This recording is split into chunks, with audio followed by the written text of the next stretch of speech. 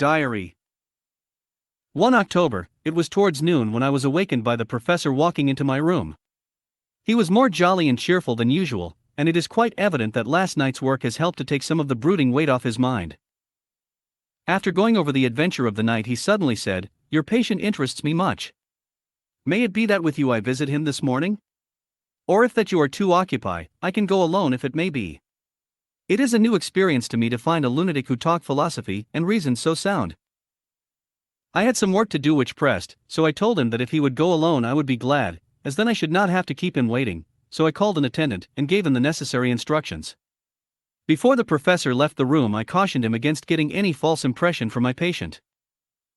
But he answered, I want him to talk of himself and of his delusion as to consuming live things.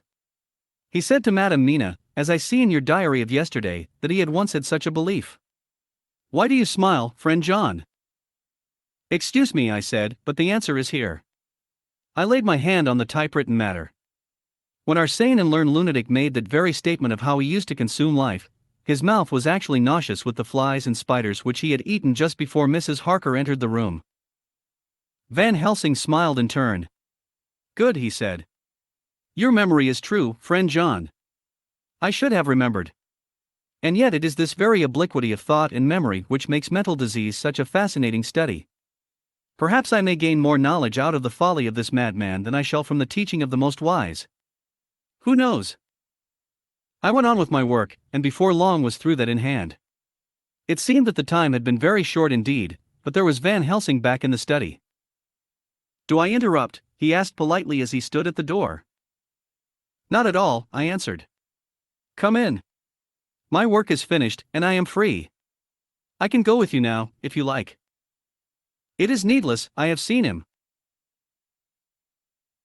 Well, I fear that he does not appraise me at much. Our interview was short. When I entered his room, he was sitting on a stool in the center, with his elbows on his knees, and his face was the picture of sullen discontent. I spoke to him as cheerfully as I could, and with such a measure of respect as I could assume. He made no reply whatever. Don't you know me? I asked. His answer was not reassuring. I know you well enough. You are the old fool Van Helsing. I wish you would take yourself and your idiotic brain theories somewhere else. Damn all thick-headed Dutchmen. Not a word more would he say, but sat in his implacable sullenness as indifferent to me as though I had not been in the room at all. Thus departed for this time my chance of much learning from this so clever lunatic, so I shall go, if I may, and cheer myself with a few happy words with that sweet soul Madame Mina. Friend John, it does rejoice me unspeakable that she is no more to be pained, no more to be worried with our terrible things. Though we shall much miss her help, it is better so. I agree with you with all my heart, I answered earnestly, for I did not want him to weaken in this matter. Mrs. Harker is better out of it. Things are quite bad enough for us, all men of the world, and who have been in many tight places in our time, but it is no place for a woman, and if she had remained in touch with the affair, it would in time infallibly have wrecked her. So Van Helsing has gone to confer with Mrs. Harker, and Harker, Quincy and Art are all out following up the clues as to the earth boxes. I shall finish my round of work, and we shall meet tonight. Mina Harker's Journal. 1 October, it is strange to me to be kept in the dark as I am today, after Jonathan's full confidence for so many years, to see him manifestly avoid certain matters, and those the most vital of all. This morning I slept late after the fatigues of yesterday, and though Jonathan was late too, he was the earlier. He spoke to me before he went out, never more sweetly or tenderly, but he never mentioned a word of what had happened in the visit to the Count's house. And yet he must have known how terribly anxious I was. Poor dear fellow. I suppose it must have distressed him even more than it did me. They all agreed that it was best that I should not be drawn further into this awful work, and I acquiesced. But to think that he keeps anything from me. And now I am crying like a silly fool, when I know it comes from my husband's great love, and from the good wishes of those other strong men. That has done me good. Well, some day Jonathan will tell me all. And lest it should ever be that he should think for a moment that I kept anything from him, I still keep my journal as usual. Then if he has feared of my trust, one shall show it to him, with every thought of my heart put down for his dear eyes to read. I feel strangely sad and low-spirited today. I suppose it is the reaction from the terrible excitement. Last night I went to bed when the men had gone, simply because they told me to. I didn't feel sleepy, and I did feel full of devouring anxiety. I kept thinking over everything that has been ever since Jonathan came to see me in London, and it all seems like a horrible tragedy, with fate pressing on relentlessly to some destined end. Everything that one does seems, no matter how right it may be, to bring on the very thing which is most to be deplored. If I hadn't gone to Whitby, perhaps poor dear Lucy would be with us now. She hadn't taken to visiting the churchyard till I came, and if she hadn't come there in the daytime with me she wouldn't have walked in her sleep. And if she hadn't gone there at night and asleep, that monster couldn't have destroyed her as he did. Oh, why did I ever go to Whitby? There now, crying again. I wonder what has come over me today. I must hide it from Jonathan, for if he knew that. I had been crying twice in one morning. I, who never cried on my own account, and whom he has never caused to shed a tear, the dear fellow would fret his heart out. I shall put a bold face on, and if I do feel weepy, he shall never see it. I suppose it is just one of the lessons that we poor women have to learn. I can't quite remember how I fell asleep last night. I remember hearing the sudden barking of the dogs and a lot of queer sounds, like praying on a very tumultuous scale, from Mr. Renfield's room, which is somewhere under this. And then there was silence over everything, silence so profound that it startled me, and I got up and looked out of the window. All was dark and silent, the black shadows thrown by the moonlight seeming full of a silent mystery of their own. Not a thing seemed to be stirring, but all to be grim and fixed as death or fate, so that a thin streak of white mist, that crept with almost imperceptible slowness across the grass towards the house, seemed to have a sentience, and a vitality of its own. I think that the digression of my thoughts must have done me good, for when I got back to bed I found a lethargy creeping over me. I lay a while, but could not quite sleep, so I got out and looked out of the window again. The mist was spreading, and was now close up to the house, so that I could see it lying thick against the wall, as though it were stealing up to the windows. The poor man was more loud than ever, and though I could not distinguish a word he said, I could in some way recognize in his tones some passionate entreaty on his part. Then there was the sound of a struggle, and I knew that the attendants were dealing with him. I was so frightened that I crept into bed, and pulled the clothes over my head, putting my fingers in my ears. I was not then a bit sleepy, at least so I thought, but I must have fallen asleep, for except dreams, I do not remember anything until the morning, when Jonathan woke me. I think that it took me an effort and a little time to realize where I was, and that it was Jonathan who was bending over me. My dream was very peculiar, and was almost typical of the way that waking thoughts become merged in, or continued in, dreams. I thought that I was asleep, and waiting for Jonathan to come back. I was very anxious about him, and I was powerless to act. My feet, and my hands, and my brain were weighted, so that nothing could proceed at the usual pace. And so I slept uneasily and thought. Then it began to dawn upon me that the air was heavy and dank and cold. I put back the clothes from my face and found, to my surprise, that all was dim around. The gaslight which I had left lit for Jonathan, but turned down, came only like a tiny red spark through the fog, which had evidently grown thicker and poured into the room. Then it occurred to me that I had shut the window before I had come to bed. I would have got out to make certain on the point, but some leaden lethargy seemed to chain my limbs and even my will. I lay still and endured, that was all. I closed my eyes, but could still see through my eyelids. It is wonderful what tricks our dreams play us, and how conveniently we can imagine. The mist grew thicker and thicker, and I could see now how it came in, for I could see it like smoke, or with the white energy of boiling water, pouring in, not through the window, but through the joinings of the door. It got thicker and thicker, till it seemed as if it became concentrated into a sort of pillar of cloud in the room, through the top of which I could see the light of the gas shining like a red eye. Things began to whirl through my brain just as the cloudy column was now whirling in the room, and through it all came the scriptural words, a pillar of cloud by day, and of fire by night. Was it indeed such spiritual guidance that was coming to me in my sleep? But the pillar was composed of both the day and the night guiding, for the fire was in the red eye, which at the thought got a new fascination for me, till, as I looked, the fire divided, and seemed to shine on me through the fog like two red eyes, such as Lucy told me of in her momentary mental wandering when, on the cliff, the dying sunlight struck the windows of St. Mary's Church. Suddenly the horror burst upon me that it was thus that Jonathan had seen those awful women growing into reality through the whirling mist in the moonlight, and in my dream I must have fainted, for all became black darkness. The last conscious effort which imagination made was to show me a livid white face bending over me out of the mist. I must be careful of such dreams, for they would unseat one's reason if there were too much of them. I would get Dr. Van Helsing or Dr. Seward to prescribe something for me which would make me sleep, only that I fear to alarm them. Such a dream at the present time would become woven into their fears for me. Tonight I shall strive hard to sleep naturally. If I do not, I shall tomorrow night get them to give me a dose of chloral, that cannot hurt me for once, and it will give me a good night's sleep. Last night tired me more than if I had not slept at all. 2 October 10 p.m. Last night I slept, but did not dream. I must have slept soundly, for I was not waked by Jonathan coming to bed, but the sleep has not refreshed me, for today I feel terribly weak and spiritless. I spent all yesterday trying to read, or lying down dozing.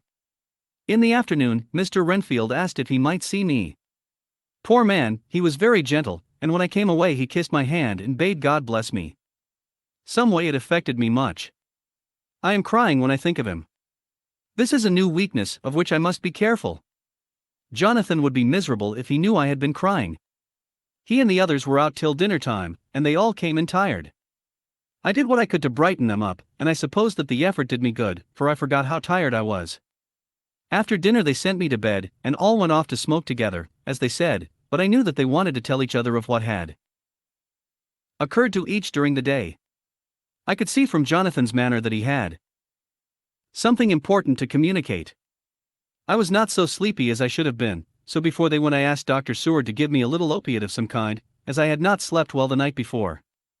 He very kindly made me up a sleeping draught, which he gave to me, telling me that it would do me no harm, as it was very mild. I have taken it, and am waiting for sleep, which still keeps aloof.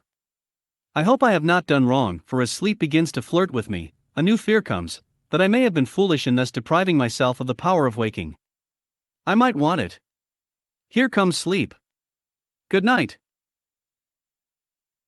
Chapter 20. Jonathan Harker's Journal. Prospect of beer which my expected coming had opened to him had proved too much, and he had begun too early on his expected debauch.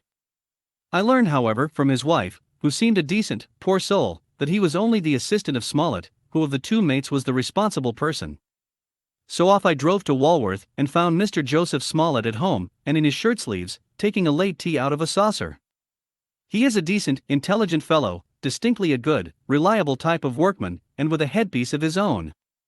He remembered all about the incident of the boxes, and from a wonderful dog-eared notebook, which he produced from some mysterious receptacle about the seat of his trousers, and which had hieroglyphical entries in thick, half-obliterated pencil, he gave me the destinations of the boxes. There were, he said, 6 in the cartload which he took from Carfax, and left at 197 Chicks Ann Street, Mile End, Newtown, and another 6 which he deposited at Jamaica Lane, Bermondsey. If then the Count meant to scatter these ghastly refuges of his over London, these places were chosen as the first of delivery, so that later he might distribute more fully.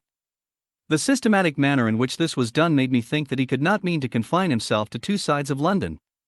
He was now fixed on the far east, on the northern shore, on the east of the southern shore, and on the south. The north and west were surely never meant to be left out of his diabolical scheme, let alone the city itself, and the very heart of fashionable London in the southwest and west. I went back to Smollett, and asked him if he could tell us if any other boxes had been taken from Carfax.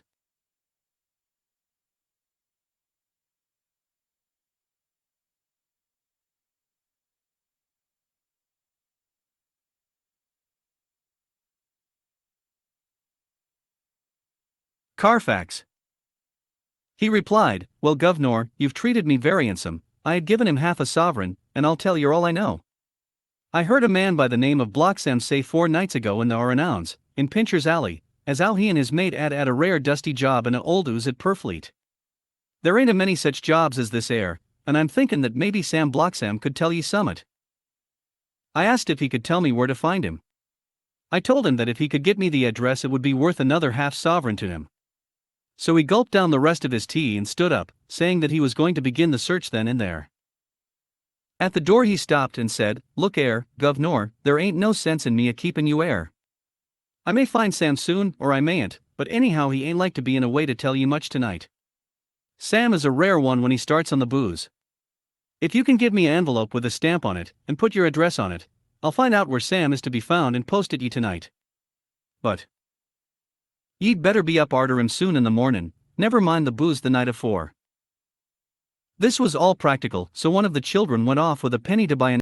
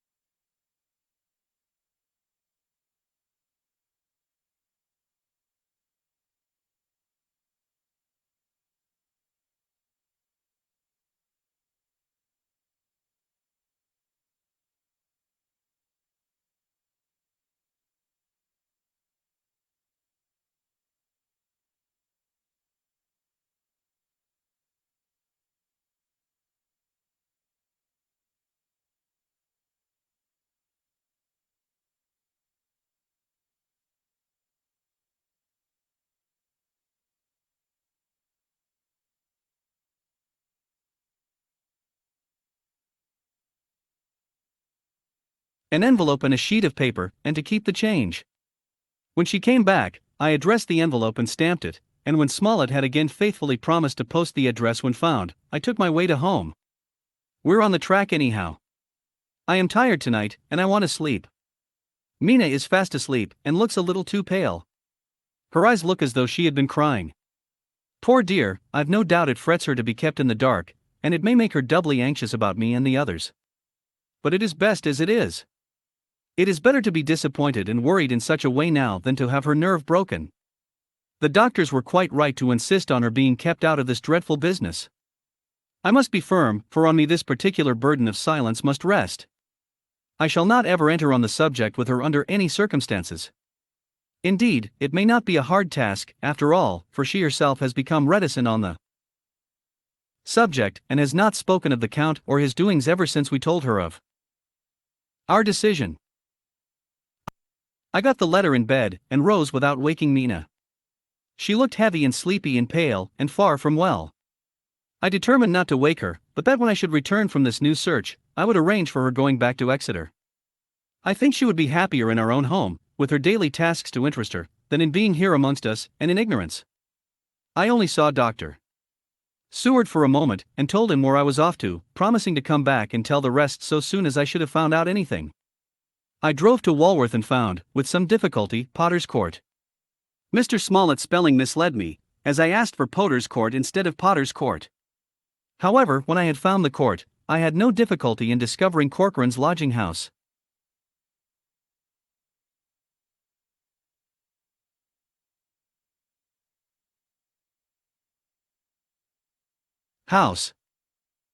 When I asked the man who came to the door for the depite, he shook his head and said, I dunno him. There ain't no such a person 'ere. I never 'eard of him in all my bloomin' days. Don't believe there ain't nobody of that kind livin' 'ere or anywheres. I took out Smollett's letter, and as I read it, it seemed to me that the lesson of the spelling of the name of the court might guide me. What are you? I asked. I'm the deputy, he answered.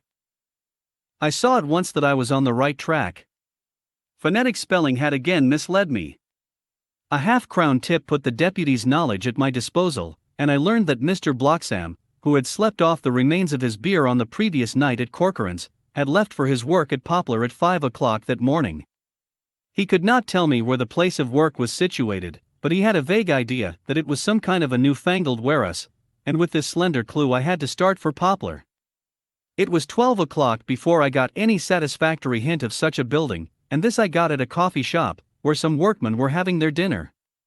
One of them suggested that there was being erected at Cross Angel Street a new cold storage building, and as this suited the condition of a newfangled warehouse, I at once drove to it. An interview with a surly gatekeeper and a surlier foreman, both of whom were appeased with the coin of the realm, put me on the track of Bloxam. He was sent for on my suggestion that I was willing to pay his day's wages to his foreman for the privilege of asking him a few questions on a private matter. He was a smart enough fellow, though rough of speech and bearing. When I had promised to pay for his information and given him an earnest, he told me that he had made 2 journeys between Carfax and a house in Piccadilly, and had taken from this house to the latter 9 great boxes, main heavy ones, with a horse and cart hired by him for this purpose. I asked him if he could tell me the number of the house in Piccadilly, to which he replied, "Well, governor, I forgets the number, but it was only a few door from a big white church or something of the kind, not long built. It was a dusty old ooze too, though nothing to the dustiness of the ooze we took the bloomin' boxes from." "How did you get in if both houses were empty?" "There was the old party what engaged me a waitin' in the ooze at Purfleet. He helped me to lift the boxes and put them in the dray. Curse me, but he was the strongest chap I ever struck, and him a old feller, with a white mustache, one that thin you would think he couldn't throw a shatter." How this phrase thrilled through me! Why, he took up his end o' the boxes like they was pounds of tea, and me a puffin' and a blowin' afore I could upend mine anyhow, and I'm no chicken neither. "How did you get into the house in Piccadilly?" I asked. "He was there too. He must have started off and got there afore me, for when I rung of the bell he came and opened the door hisself and helped me carry the boxes into the hall." "The whole 9? I asked. "Yes, there was 5 in the first load and 4 in the second. It was main dry work, and I don't so well remember how I got home." I interrupted him. "Were the boxes left in the hall?" "Yes, it was a big hall, and there was nothing else in it." I made one more attempt to further matters. "You didn't have any key?" "Never used no key nor nothink. The old gent, he opened the door hisself and shut it again when I druv off. I don't remember the last time, but that was the beer." "And you can't remember the number of the house?" "No, sir. But you needn't have no difficulty about that. It's a iron with a stone front with a bow on it, and I steps up to the door. I know them steps, even 'ad to carry the boxes up with 3 loafers what come round to earn a copper. The old gent give them shillin's and they seein' they got so much, they wanted more. But he took one of them by the shoulder and was like to throw him down the steps, till the lot of them went away cussin' dot. I thought that with this description I could find the house, so having paid my friend for his information, I started off for Piccadilly. I had gained a new painful experience. The Count could, it was evident, handle the earth boxes himself.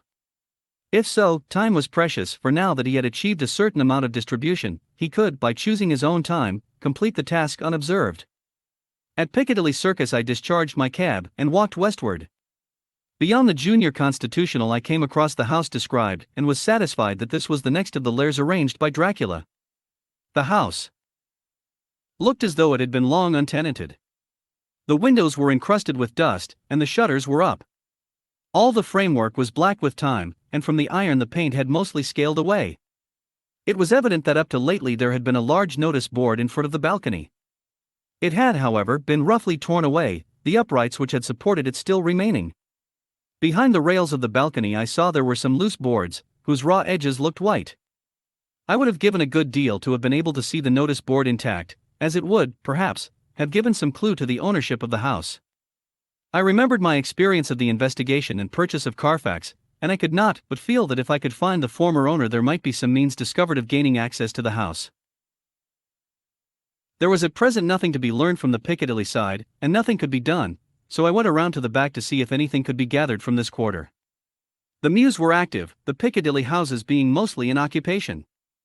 I asked 1 or 2 of the grooms and helpers whom I saw around if they could tell me anything about the empty house. One of them said that he heard it had lately been taken, but he couldn't say from whom. He told me, however, that up to very lately there had been a notice board of for sale up, and that perhaps Mitchell, Sons, and Candy the house agents could tell me something, as he thought he remembered seeing the name of that firm on the board. I did not wish to seem too eager, or to let my informant know or guess. I did not wish to seem too eager, or to let my informant know or guess too much, so thanking him in the usual manner, I strolled away. It was now growing dusk, and the autumn night was closing in, so I did not lose any time. Having learned the address of Mitchell, Sons, and Candy from a directory at the Berkeley, I was soon at their office in Sackville Street. The gentleman who saw me was particularly suave in manner, but uncommunicative in equal proportion. Having once told me that the Piccadilly house, which throughout our interview he called a mansion, was sold, he considered my business as concluded. When I asked who had purchased it, he opened his eyes a thought wider, and paused a few seconds before replying, "It is sold, sir." "Pardon me," I said, with equal politeness, "but I have a special reason for wishing to know who purchased it." Again he paused longer, and raised his eyebrows still more. "It is sold, sir," was again his laconic reply. "Surely," I said, "you do not mind letting me know so much." "But I do mind," he answered. "The affairs of their clients are absolutely safe in the hands of Mitchell, Sons, and Candy." This was manifestly a prig of the first water, and there was no use arguing with him. I thought I had best meet him on his own ground, so I said, "Your clients, sir, are happy in having so resolute a guardian of their confidence. I am myself a professional man." Here I handed him my card. In this instance I am not prompted by curiosity, I act on the part of Lord Godalming, who wishes to know something of the property which was, he understood, lately for sale. These words put a different complexion on affairs. He said, "I would like to oblige you if I could, Mr. Harker, and especially would I like to oblige his lordship. We once carried out a small matter of renting some chambers for him when he was the Honourable Arthur Holmwood. If you will let me have his lordship's address, I will consult the house on the subject, and will, in any case, communicate with his lordship by tonight's post. It will be a pleasure if we can so far deviate from our rules as to give the required information to his lordship." I wanted to secure a friend and not to make an enemy, so I thanked him, gave the address at Dr. Seward's and came away. It was now dark, and I was tired and hungry. I got a cup of tea at the Aerated Bread Company and came down to Purfleet by the next train. I found all the others at home. Mina was looking tired and pale, but she made a gallant effort to be bright and cheerful. It wrung my heart to think that I had had to keep anything from her, and so caused her inquietude. Thank God, this will be the last night of her looking on at our conferences, and feeling the sting of our not showing our confidence. It took all my courage to hold to the wise resolution of keeping her out of our grim task. She seems somehow more reconciled, or else the very subject seems to have become repugnant to her, for when any accidental allusion is made she actually shudders. I am glad we made our resolution in time, as with such a feeling as this, our growing knowledge would be torture to her. I could not tell the others of the day's discovery till we were alone, so after dinner, followed by a little music to save appearances even amongst ourselves, I took Mina to her room and left her to go to bed. The dear girl was more affectionate with me than ever, and clung to me as though she would detain me. But there was much to be talked of, and I came away. Thank God, the ceasing of telling things has made no difference between us. When I came down again I found the others all gathered round the fire in the study. In the train I had written my diary so far, and simply read it off to them as the best means of letting them get abreast of my own information. When I had finished, Van Helsing said, "This has been a great day's work, friend Jonathan. Doubtless we are on the track of the missing boxes. If we find them all in that house, then our work is near the end. But if there be some missing, we must search until we find them. Then shall we make our final coup, and hunt the wretch to his real death." We all sat silent a while, and all at once Mr. Morris spoke, say, "How are we going to get into that house?" "We got into the other," answered Lord Godalming quickly. "But, Art, this is different. We broke house at Carfax, but we had night and a walled park to protect us. It will be a mighty different thing to commit burglary in Piccadilly, either by day or night. I confess I don't see how we are going to get in unless that agency duck can find us a key of some sort." Lord Godalming's brows contracted, and he stood up and walked about the room. By and by he stopped and said, turning from one to another of us, "Quincy's head is level. This burglary business is getting serious. We got off once all right, but we have now a rare job on hand. Unless we can find the Count's key basket. As nothing could well be done before morning, and as it would be at least advisable to wait till Lord Godalming should hear from Mitchell's, we decided not to take any active step before breakfast time. For a good while we sat and smoked, discussing the matter in its various lights and bearings. I took the opportunity of bringing this diary right up to the moment. I am very sleepy and shall go to bed. Just a line. Mina sleeps soundly and her breathing is regular. Her forehead is puckered up into little wrinkles, as though she thinks even in her sleep. She is still too pale, but does not look so haggard as she did this morning. Tomorrow will, I hope, mend all this. She will be herself at home in Exeter. Oh, but I am sleepy. Dr. Seward's Diary. 1 October, I am puzzled afresh about Renfield. His moods change so rapidly that I find it difficult to keep touch of them, and as they always mean something more than his own well-being, they form a more than interesting study. This morning, when I went to see him after his repulse of Van Helsing, his manner was that of a man commanding destiny. He was, in fact, commanding destiny, subjectively. He did not really care for any of the things of mere earth. He was in the clouds and looked down on all the weaknesses and wants of us poor mortals. I thought I would improve the occasion and learn something, so I asked him, "What about the flies these times?" He smiled on me in quite a superior sort of way, such a smile as would have become the face of Malvolio, as he answered me, "The fly, my dear sir, has one striking feature. Its wings are typical of the aerial powers of the psychic faculties. The ancients did well when they typified the soul as a butterfly." I thought I would push his analogy to its utmost logically, so I said quickly, "Oh, it is a soul you are after now, is it?" His madness foiled his reason, and a puzzled look spread over his face as, shaking his head with a decision which I had but seldom seen in him, he said, "Oh no, oh no. I want no souls. Life is all I want." Here he brightened up. "I am pretty indifferent about it at present. Life is all right. I have all I want. You must get a new patient, doctor, if you wish to study zoophagy." This puzzled me a little, so I drew him on. "Then you command life. You are a god, I suppose?" He smiled with an ineffably benign superiority. "Oh no. Far be it from me to arrogate to myself the attributes of the deity. I am not even concerned in his especially spiritual doings. If I may state my intellectual position, I am, so far as concerns things purely terrestrial, somewhat in the position which Enoch occupied spiritually." This was a poser to me. I could not at the moment recall Enoch's appositeness, so I had to ask a simple question, though I felt that by so doing I was lowering myself in the eyes of the lunatic. "And why with Enoch?" "Because he walked with God." I could not see the analogy, but did not like to admit it, so I harked back to what he had denied. "So you don't care about life, and you don't want souls?" "Why not?" I put my question quickly and somewhat sternly, on purpose to disconcert him.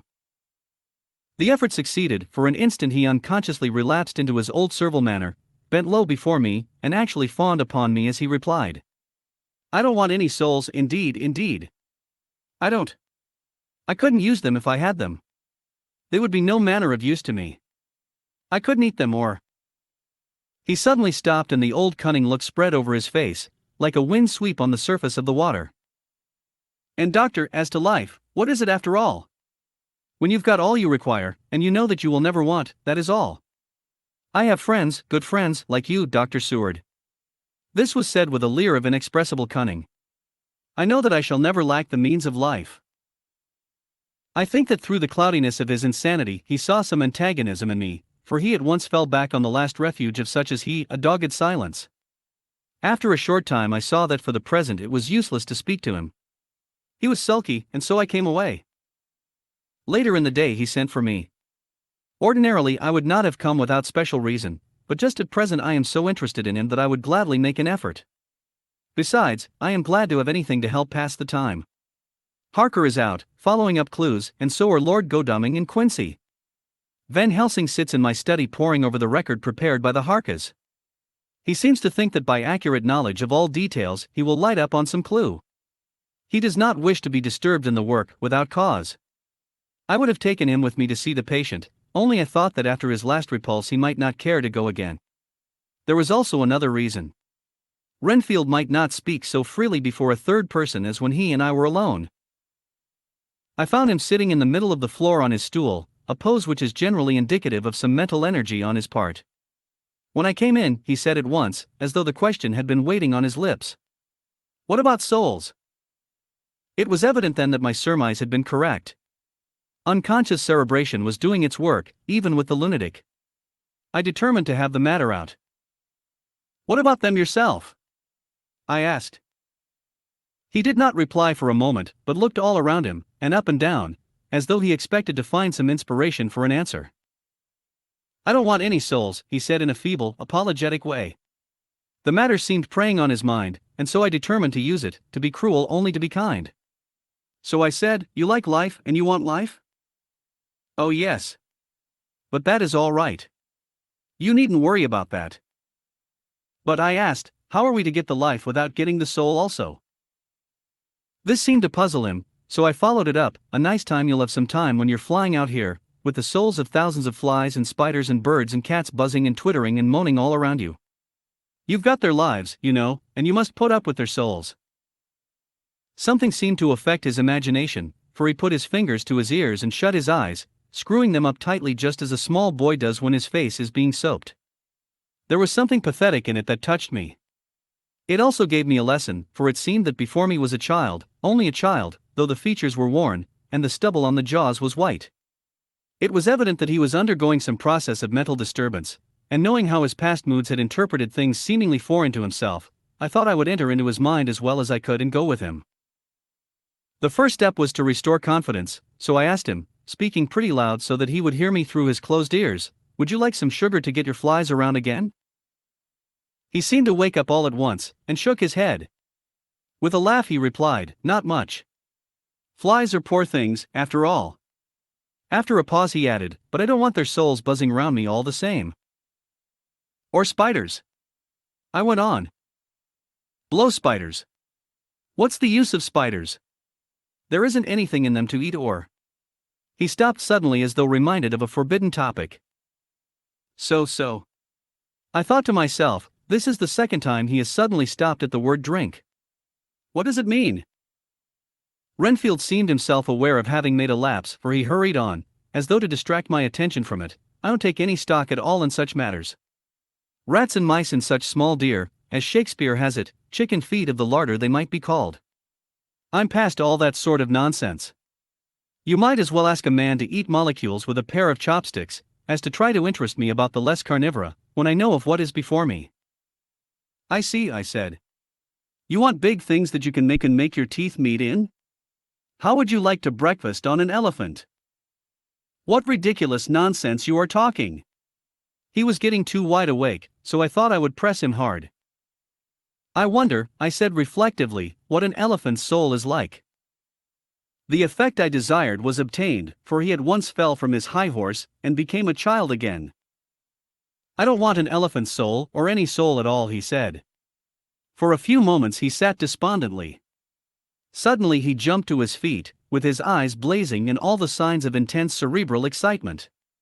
"To hell with you and your souls," he shouted. "Why do you plague me about souls?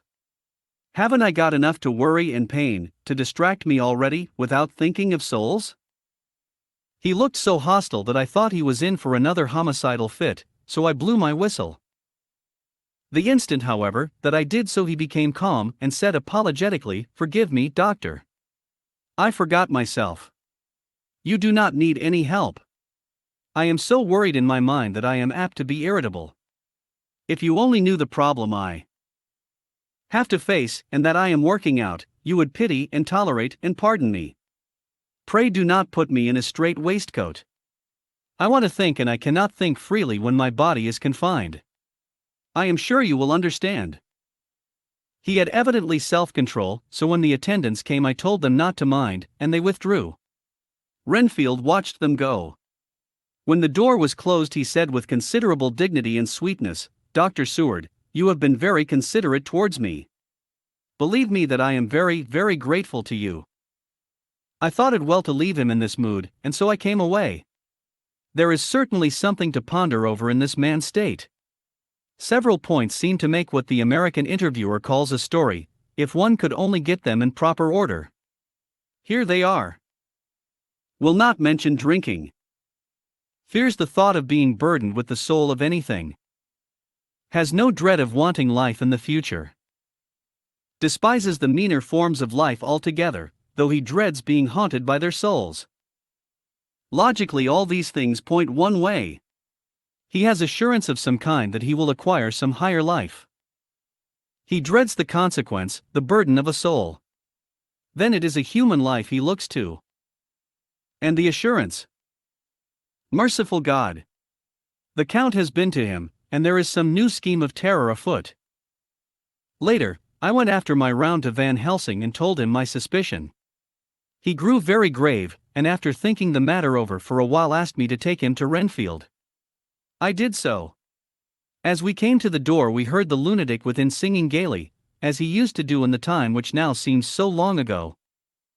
When we entered we saw with amazement that he had spread out his sugar as of old. The flies, lethargic, were beginning to buzz into the room. We tried to make him talk of the subject of our previous conversation, but he would not attend. He went on with his singing, just as though we had not been present. He had got a scrap of paper, and was folding it into a notebook. We had to come away as ignorant as we went in. His is a curious case indeed. We must watch him tonight. Letter, Mitchell, Sons and Candy to Lord Godalming. October 1st. My Lord, we are at all times only too happy to meet your wishes. We beg, with regard to the desire of your lordship, expressed by Mr. Harker on your behalf, to supply the following information concerning the sale and purchase of No. 347, Piccadilly. The original vendors are the executors of the late Mr. Archibald Wintersuffield. The purchaser is a foreign nobleman, Count de Ville, who effected the purchase himself, paying the purchase money in notes over the counter, if your lordship will pardon us using so vulgar an expression. Beyond this we know nothing whatever of him. We are, my lord, your lordship's humble servants. Mitchell, Sons and Candy. Dr. Seward's Diary. 2 October. I placed a man in the corridor last night, and told him to make an accurate note of any sound he might hear from Renfield's room, and gave him instructions that if there should be anything strange he was to call me.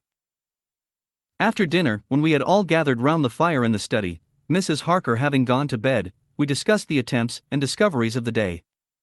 Harker was the only one who had any result, and we are in great hopes that his clue may be an important one. Before going to bed I went round to the patient's room and looked in through the observation trap. He was sleeping soundly, his heart rose and fell with regular respiration. This morning the man on duty reported to me that a little after midnight he was restless, and kept saying his prayers somewhat loudly. I asked him if that was all. He replied that it was all he heard. There was something about his manner, so suspicious that I asked him point blank if he had been asleep. He denied sleep, but admitted to having dozed for a while. It is too bad that men cannot be trusted unless they are watched. Today Harker is out following up his clue, and Art and Quincy are looking after horses.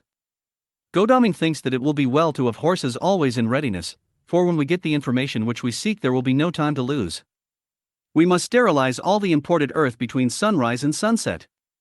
We shall thus catch the Count at his weakest, and without a refuge to fly to. Van Helsing is off to the British Museum looking up some authorities on ancient medicine. The old physicians took account of things which their followers do not accept, and the professor is searching for witch and demon cures which may be useful to us later. I sometimes think we must be all mad, and that we shall wake to sanity in strait waistcoats. Later, we have met again. We seem at last to be on the track, and our work of tomorrow may be the beginning of the end. I wonder if Renfield's quiet has anything to do with this. His moods have so followed the doings of the Count, that the coming destruction of the monster may be carried to him some subtle way. If we could only get some hint as to what passed in his mind, between the time of my argument with him today, and his resumption of fly-catching, it might afford us a valuable clue.